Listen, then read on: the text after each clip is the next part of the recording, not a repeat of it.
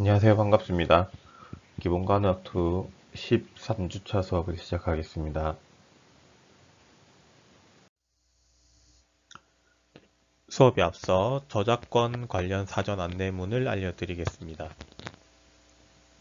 본 강의의 모든 영상, 사진, 텍스트의 촬영, 캡처 및 공유와 배포를 금지합니다. 해당 경고를 무시하고 불법 복제 및 배포와 같은 저작권 침해 위법 행위가 이루어지는 경우에는 관련 법령에 따라 저작권자가 법적 조치를 취할 수 있습니다. 지난 시간 배뇨에 이어서 이번 시간에는 배변에 대해서 한번 알아보겠습니다. 그래서 이번 시간에는 배변 기전에 대해서 우리가 한번 알아보고, 그리고 배변에 영향을 미치는 요인들이 어떤 것들이 있는지, 그리고 배변 장애의 종류, 그리고 배변 장애와 관련된 간호 진단을 한번 내려보겠습니다.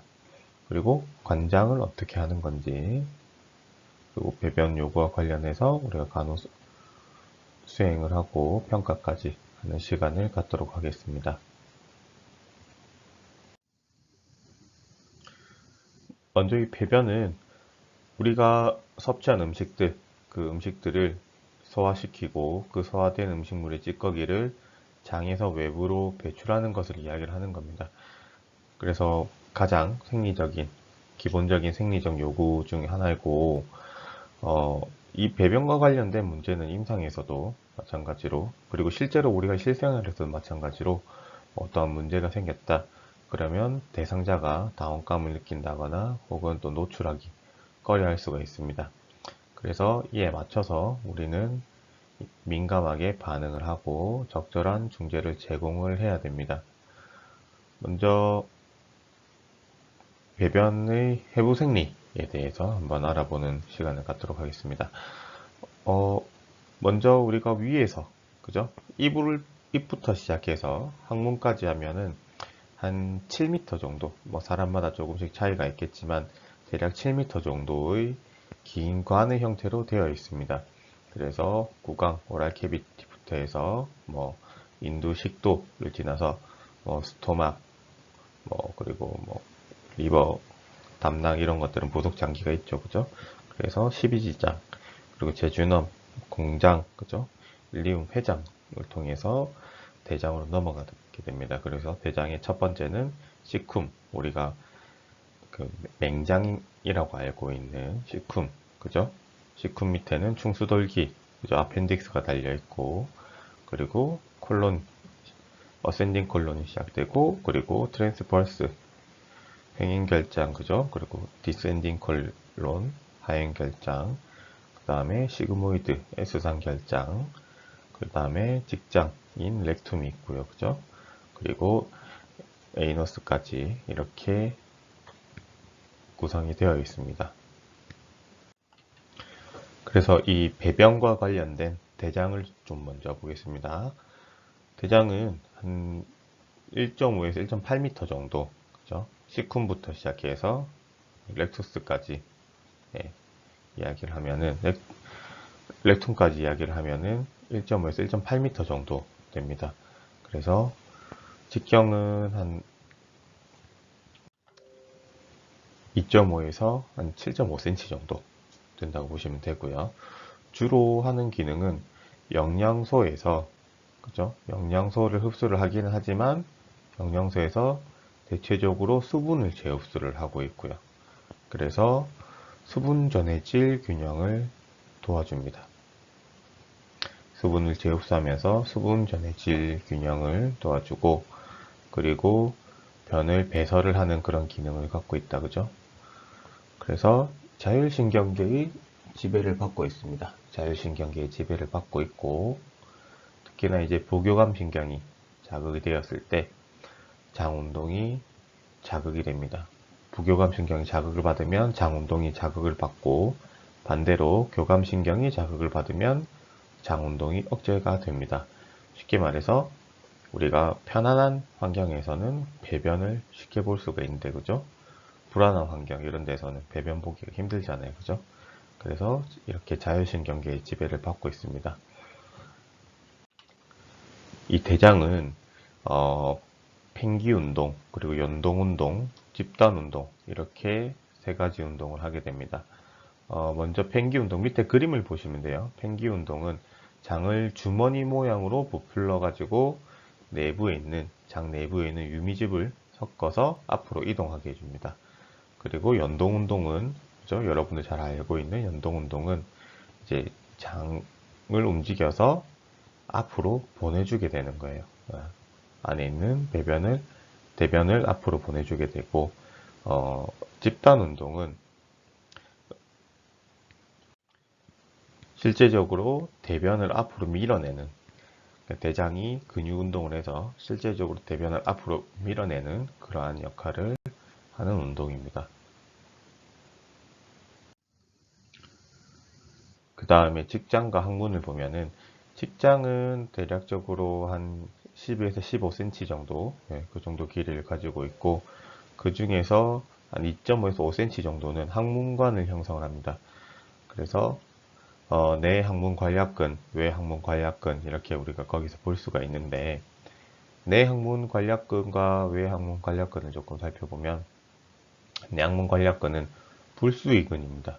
불수의근이고, 그리고 부교감 신경이 흥분을 하게 되면은 이완이 됩니다. 그 내요도 관략근하고 외요도 관략근하고 똑같습니다. 이전 앞 시간에 이야기했던 그것처럼 부교감 신경이 흥분을 하게 되면 내항문 관략근은 이완이 되고, 그리고 교감 신경에 의해서 이완이 억제가 됩니다. 그 다음 외항문 관략근은 수의근입니다. 수의근, 우리가 조절을 할 수 있는 수의근이고, 체성신경의 지배를 받습니다. 그래서 우리가 외항문 관략근은 우리가 마음대로 조절을 할 수 있다, 그죠? 지난 시간에 이야기했던 케겔 운동 할 때, 그때도 우리가 하고, 배변을 볼 때도, 혹은 소변을 볼 때도 같은 관략근을 사용을 하게 되잖아요. 그죠? 그래서 이 대뇌에 의해서 수의적으로 우리가 조절을 하게 되고, 그리고 배변을 할 수 있는 그러한 역할을 가지고 있습니다. 자, 그 다음 배변 반사를 볼게요. 이 배변 반사는 연수하고 척수에 의해서 조절이 되는 그런 반사작용입니다.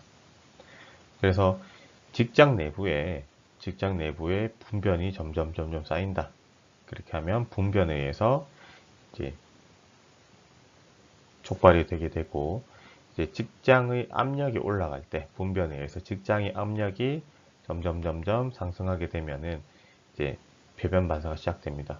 그래서 우리가 변이를 느끼게 된다는 거죠. 그래서 부교감 신경이 자극이 되어서 결장의 연동운동이 증가가 되게 되고, 그렇게 되면 내항문 관략근이 이완이 되면서 변을 배출시킬 준비를 하게 된다는 겁니다. 그래서 우리는 주변 상황을 판단을 해서 배변을 해도 되는 그런 상황이다. 우리가 화장실에 도착했다. 그러면 외항문 관략근을 이완을 시켜서 우리가 배변을 보게 된다는 거죠. 그 다음 발살바라는 게 있습니다. 발살바 매뉴버 이런 것들. 여러분들이 나중에 이 발살바는 많이 나옵니다. 여성 건강 간호 시간에도 나오고, 이게 발살바라는 게 별게 아니라 그냥 우리가 복압을 올리는 그런 거를 이야기를 하는 거예요. 발살바는 복압을 올리는 거, 그냥 배에 힘 주는 거, 복벽의 근육을 수축시키고, 그죠? 횡격막을 수축시키고, 그죠? 그러니까 쪼그려 앉으면 복압이 올라가잖아요. 그런 것도 발살바고, 그죠? 그리고 배에 그냥 힘 주는 거, 다 발살바라고 보시면 됩니다. 그래서 이 발살바를 한다. 그러면 복부 내압을 평소보다 한 4배에서 5배 정도 상승을 시킨다는 거예요. 그래서 우리가 배변을 할 때 그냥 앉아 있는 게 아니라 배에 힘을 주잖아요. 발살바를 하게 되는 거잖아요. 그래서 복압을 올려서 배변을 배출을 하게 되는 겁니다. 자, 그 다음 배변. 이 배변은 보통 대체적으로 평균적으로 하루에 한 번 정도, 꼭 하루에 한 번이 정상은 아니지만은 정상적으로는 하루에 한 번, 혹은 일주일에 두 번에서 세 번, 또 뭐 조금 자주 하는 사람들도 있습니다. 하루에 뭐 두세 번 정도 하는 사람들도 있고, 각각 개인차가 있습니다. 그래서 이 배설물, 우리 대변은 한 75%는 물로 되어 있고, 나머지 25%는 고형 물질로 되어 있습니다. 그래서 먼저 배변 반사라는 게 나오는데, 이 배변 반사는 내항문 관략근이 불수의적으로 이완을 하게 되면 이제 분변이 항문의 아래쪽으로 이동을 하게 됩니다. 그래서 우리가 변이에 따라서 아까 직장에 있는 이제 압력이 올라가게 되면 외항문 관략근을 우리가 수의적으로 조절을 하게 된다고 했죠. 그래서 주변 상황을 봐서 우리가 외항문 관략근을 이완시켜서 배설을 한다고 했다. 그죠? 그리고 이 대변은 보통 갈색을 띠고 있는데 이제 그 담즙에 있는 빌리루빈 때문에 빌리루빈에 의해서 갈색을 조금 띠게 돼 있고, 그리고 기본적으로 이콜라이나 뭐 스타필로코커스 같은 그런 상주균들이 존재를 하고 있습니다. 그림을 보시면 지금까지 설명했던 배변 반사에 대해서 나와 있습니다. 그래서 뭐 우리가 변이를 느끼게 되면 대뇌 피질로부터, 그죠? 대뇌 겉질로부터 자극을 받아서 수의적으로, 그죠? 외형문 관략근을 조절을 해서 배변을 한다, 이런 이야기들을 그림으로 표현해 놨습니다. 근데 이제 이 직장 내압이 상승을 하게 돼서, 그죠? 우리가 이제 항문 관략근을 열어줘야 되는데, 그죠? 근데 우리가 변을 못 보는 상황이 있잖아요. 그죠? 그래서 이 변이를 계속 억제를 시킨다는 거예요. 일부러. 그죠? 변을 못 보는 상황이 있으니까 뭐 화장실을 못 가는 상황들이 있잖아요. 그래서 변이를 계속 자주 억제를 하게 되면 이제 몸이 변이에 둔감하게 되면서 분변이 장 내에 머무는 시간이 점점 길어지겠죠. 그래서 이 대장이 하는 역할이 대부분 수분을 흡수한다라고 했잖아요. 그래서 수분 전해질 균형을 조절을 하는데, 대변에 있는 수분이 75%, 그죠? 75% 정도 수분이라고 했는데 점점 줄어들면서 결국에는 변비가 생긴다는 겁니다. 그래서 대변을 그냥 막 참는다, 이런 것들은 좋지 않다는 겁니다. 자, 그 다음에 배변에 영향을 미치는 요인에 대해서 한번 알아볼게요. 당연히 발달 단계도 있을 거고요. 그 다음에 뭐 식이나 수분 섭취, 신체적 활동이나 심리적 요인이나 또 어떤 배변 습관도 있을 거고, 배변할 때 자세나, 그 다음에 약물, 그죠? 이런 것들도 영향을 미칠 거고, 또 진단 검사나 뭐 수술이나 질병이나 통증, 또 그 다음에 임신, 이런 것들에 영향을 받습니다. 먼저 발달 단계에 대해서 조금 알아보면, 보통 신생아나 영아는 배변을 수의적으로 조절하기 힘듭니다. 신생아 영아는 내가 뭐 배변 보고 싶다, 그죠?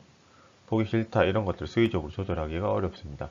그래서 한 18개월에서 24개월 정도 지나면 이제 항문 관략근에 분포되어 있는 신경들이 점점 발달이 되면서 이제 자율적으로 어느 정도 배변이 가능해집니다. 그래서 배변 훈련은 이 시기 이후에 보통은 실시를 하게 됩니다. 그리고 낮 동안에 이제 배변을 뭐 조절하고 이런 것들을 조금 더 시기가 지나서 할 수가 있고요. 그리고 점점 나이가 들수록, 그죠? 노년기가 됐다, 나이가 들수록 육체적 활동도 떨어지고 위나 장운동 이런 것들이 떨어지게 되면은 이제 뭐 혹은 또 식이 습관 이런 것들 때문에 배변에 장애가 발생을 할 수가 있습니다. 자, 그 다음 식이, 그죠? 우리가 잘 알고 있는 섬유질이 풍부한 그런 식품들을 우리가 섭취를 하게 되면은 연동 운동 촉진시키고, 그죠? 그렇게 되면서 내용물이 장을 빠르게 통과하면서 변은 계속 부드러운 형태를 유지를 하게 됩니다. 그래서 식이섬유가 풍부한 것을 우리가 섭취를 한다. 그러면은 변실금이나 변비 이런 것들을 줄일 수가 있습니다. 그리고 또 유당불내성, 그죠? 이런 것들 가지고 있는 사람들 있죠. 그 우유 먹으면은 이제 설사하는 사람들, 그런 사람들은 우유나 유제품 이런 것들은 소화를 못 시키기 때문에 예, 설사나 혹은 가스 형성, 그죠?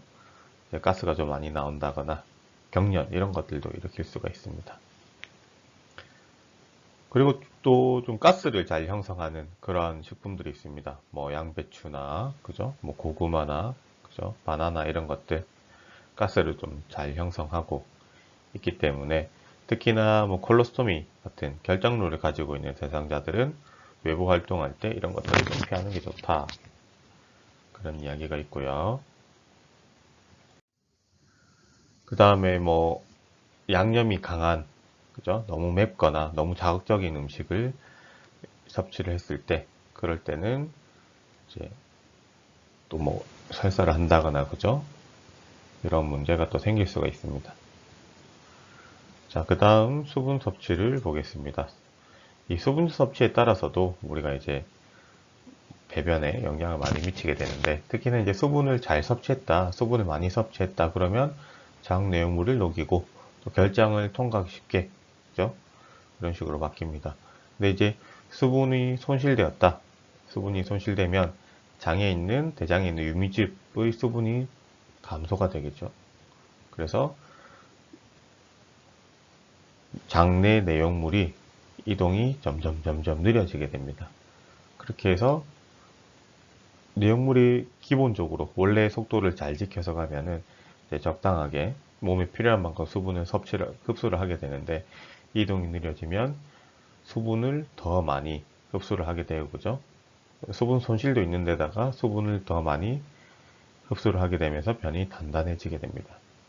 그래서 보통 하루에 1.5리터에서 2리터 정도 수분 섭취를 권장을 하고 있습니다.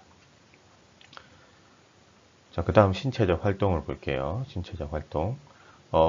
연동 운동을 자극시키는 그런 것들이 있겠죠. 우리가 이제 규칙적으로 운동을 한다, 규칙적으로 신체 활동을 한다, 그러면은 장의 연동 운동은 자극을 하게 됩니다. 그리고 이제 배변에 도움을 주는 이제 복부 근육이나 횡격막, 회음부 근육 이런 데 긴장도를 향상을 시킬 수가 있습니다. 그러니까 운동을 규칙적으로 잘 한다, 그죠? 걷기 운동이라도 좀 꾸준히 한다. 그럼 걷기 운동을 하는데 우리가 다리 근육만 쓰는 게 아니잖아요, 그죠? 팔도 흔들고, 그리고 몸을 곧게 유지하기 위해서 척추 기립근이나 복근이나 이런 것들 다 사용을 하게 됩니다. 그래서 이제 연동 운동을 자극시키고 근육의 긴장도를 향상시켜서 배변에 도움을 줄 수가 있다는 거죠. 그리고 우리가 수술한 다음에 조기 이상을 이야기를 합니다.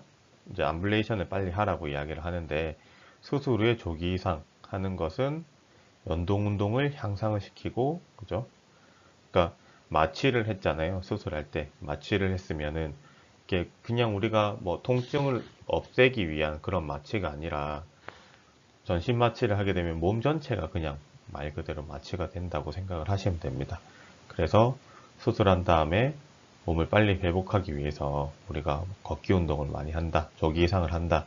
그렇게 되면 이제 장이 연동 운동을 하고, 그리고 이제 가스 배출을 하게 됩니다. 그래서 우리가 가스가 나와야 식사를 시작할 수 있다, 대체적으로 이렇게 알고 계시잖아요.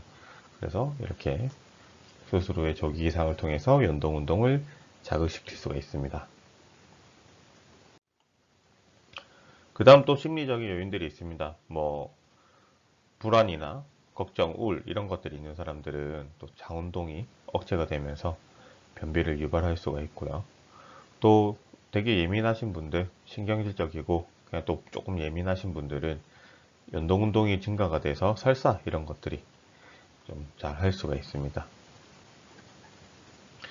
그 다음 배변 습관도 충분히 영향을 미칠 수가 있습니다. 특히나 이제 아침에 식사를 한 다음에, 그때는 위 대장 반사나 십이지장 대장 반사 때문에 대장의 집단 연동 운동이 잘 발생을 하게 됩니다. 그래서 배변을 도와주고,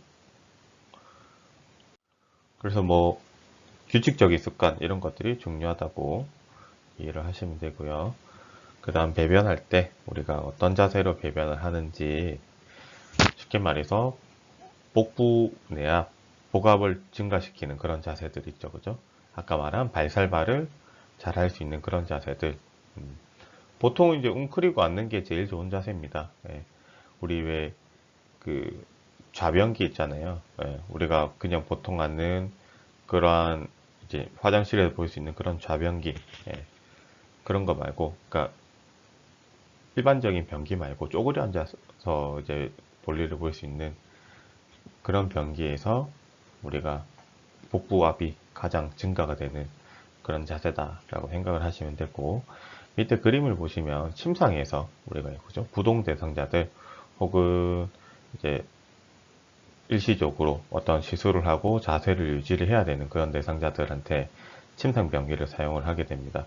그래서 밑에 그림 22-19를 보시면은 이제 밑에 그림 B처럼 이런 자세를 취해서 복압을, 그죠? 최대한 복압을, 누워있는 상태에서 복압을 증가시키는 자세를 만들어서 배변을 볼 수가 있습니다. 그 다음 약물에 대해서 볼게요. 보통 뭐 하제, 완화제 이런 것들은 연동운동을 증진을 시킵니다. 그래서 배변에 도움을 주는데 너무 자주 사용한다. 예, 변이 안 나와서 계속 하제, 쉽게 말해서 변비약을 자주 사용한다. 그렇게 되면은 탈수와 같은 그런 부작용을 초래를 할 수 있고요. 그리고 하제를 또 만성적으로 사용한다. 그러면은 대장의 긴장도를 떨어뜨립니다. 네. 그렇게 해서 이 하제 자극에 대해서 반응이 점점 떨어지면서 오히려 이제 변비가 초래될 수가 있다는 거죠. 그 다음에 이 완화제를 너무 과용을 한다. 너무 자주 사용한다. 그러면은 계속 설사를 일으킬 수가 있습니다. 그리고 우리가 잘 알고 있는 뭐 몰핀이나 코데인 같은 마약성 진통제 이런 것들은 장 운동을 억제를 시키는 거예요. 진정제이기 때문에 장 운동을 억제를 시켜서 이제 변비를 일으킬 수가 있습니다. 그리고 코데인 같은 경우는 우리가 이 종합 감기약 같은데, 그죠? 감기약 같은데 좀 조금씩 들어 있습니다. 그래서 그 코데인이 함유된 그런 감기약들은 변비가 조금씩 올 수가 있다는 거죠. 그 다음에 뭐 교감신경 흥분제, 뭐 항콜린제 이런 것들은 장 운동을 억제를 시킵니다. 장 운동을 억제를 시키고, 그죠? 그래서 이 교감신경, 반대로 교감신경 억제제는 장 운동을 촉진을 시키겠다. 그죠? 교감신경 억제제는 부교감신경이 더욱더 이제 자극을 받을 수가 있기 때문에 장 운동을 촉진을 시킬 수가 있습니다. 그 다음 뭐 철분제제 이런 것들은 철분 때문에 변 색깔을 조금 까맣게 만들 수가 있습니다. 예. 그래서 뭐 또 변비 같은 거 혹은 또 설사를 초래를 할 수가 있고요. 그 다음 마그네슘 성분이 들어가 있는 제산제가 있어요. 마그네슘 성분이 들어가 있는 제산제는 이제 설사를 동반을 할 수가 있습니다. 그래서 우리가 임상에서 변비약이라고 주는 약을 보면은 마그네슘이 들어가 있습니다. 그래서 설사를 동반할 수 있고, 또 항생제도 설사를 동반할 수 있습니다. 특히나 광범위 항생제 같은 경우 항생제를 사용을 하게 되면은 우리가 뭐 예를 들어서 그 타겟 세포만, 타겟 이제 감염된 그런 곳만 딱 죽이는 게 아니고 몸 전체에 균을 죽이게 됩니다. 그러면 대장에 있는 정상 상주균들이 이제 사라지면서 오히려 설사를 또 유발을 할 수가 있다는 거죠. 다음 진단 검사 때문에도 배변에 영향을 미칠 수가 있습니다. 특히나 우리가 이제 바륨을 통해서 이제 방사선 검사를 위해서 바륨을 사용하게 되는 경우가 있습니다. 이 바륨을 통해서 우리가 변비나 분변 매복 이런 것들을 유발을 할 수가 있습니다. 그 다음에 마취와 수술. 아까 전신마취에 대해서 잠깐 설명드렸습니다. 조기 이상과 관련해서 전신마취에 대해서 설명을 드렸는데, 전신마취 자체가 몸 전체를 마취를 시키는 거기 때문에, 그리고 부교감신경 자극을 억제를 시킵니다. 그렇기 때문에 연동 운동이 느려지게 되고, 특히나 이제 복부 수술을 받은 대상자들이 있죠. 이런 경우에는 이 마취제뿐만 아니라 복부 수술 때문에라도, 그죠? 통증이 있잖아요. 그래서 복부 수술 때문에라도 통증도 있고, 그리고 복부 수술 때문에라도 연동 운동이 좀 떨어지게 됩니다. 그래서 뭐 장폐색 같은 게 또 잘 발생할 수가 있습니다. 그래서 수술한 뒤에 조기 이상을 우리가 권하게 된다는 거죠. 그 다음 또 여러 가지 질병 때문에라도 문제가 생길 수가 있습니다. 뭐 어떤 종양이라든지, 그죠? 대장에 있는 종양이라든지, 혹은 결장이나 직장에 있는 그런 질환들 같은 것 때문에, 그죠? 뭐 설사 같은 것들을 초래할 수가 있고요. 그리고 뭐 종양 때문에라도 변비를 또 초래할 수도 있고요. 그죠? 특히나 우리가 뭐 잘 알고 있는 가수 윤종신 같은 경우, 그죠? 크론병 이런 것들도 있잖아요. 크론병. 그리고 뭐 궤양성 뭐 대장염 이런 것들을 가지고 있는 대상자들은 뭐 설사 같은 것들, 이런 것들이 문제가 생길 수가 있습니다. 그 다음에 뭐 통증, 그죠? 정상적으로 우리가 이제 배변을 보게 되면 통증이 없습니다. 근데 뭐 배변 중에 불편감을 가지고 있는 어떠한 질환들이나 수술 같은 것들, 뭐 치질이라든지, 그죠? 뭐 어떤 직장 수술했다든지, 복부 수술했다든지, 이런 대상자들은 통증 때문에, 그래서 변이가 있어도 또 배변을 억제를 한다는 거죠. 너무 아프니까 배변을 못 볼 수가 있다는 겁니다. 그렇게 해서 변비가 조금 쉽게 올 수가 있는 그런 문제가 생길 수가 있고, 마지막으로 임신이 있습니다. 임신. 이제 자궁 내에 있는 태아가 점점 성장하면서 이제 자궁이 복부에 있는 장기들을 밀어내면서, 그죠? 그래서 해부학적인 구조가 약간 바뀌게 됩니다. 그렇게 되고 이제 직장에 압력을 점점 가해준다는 거죠. 예. 특히나 이제 임신 3기에 임신 3기부터는 점점 태아가 더 커지면서, 그죠? 배가 많이 불러옵니다. 그렇게 되면서 연동 운동이 느려지고 변비가 더 올 수가 있다는 거죠.